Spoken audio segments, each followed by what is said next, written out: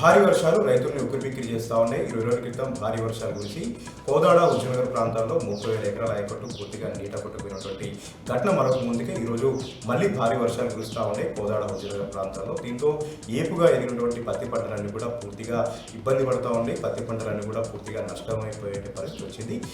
పత్తి అంతా కూడా పూత అంతా కూడా రాలిపోయి తీవ్ర నష్టాలు పాలవుతున్నారు రైతులందరూ కూడా.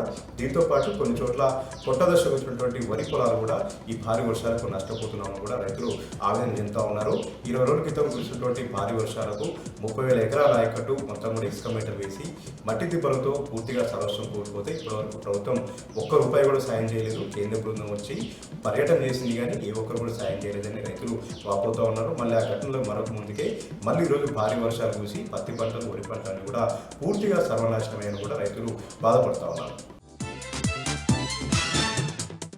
మరొక వార్త విషయానికి వస్తే సూర్యాపేట జిల్లా మఠంపల్లి మండల కేంద్రంలో 108 అంబులెన్స్లోనే ఒక గర్భిణి ప్రసవించినటువంటి ఘటన చోటు చేసుకుంది.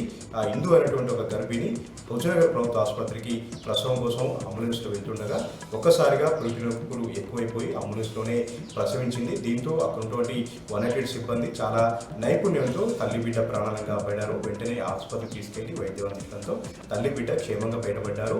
108 సిబ్బందిని ప్రతి ఒక్కరు కూడా అభినందిస్తున్నారు.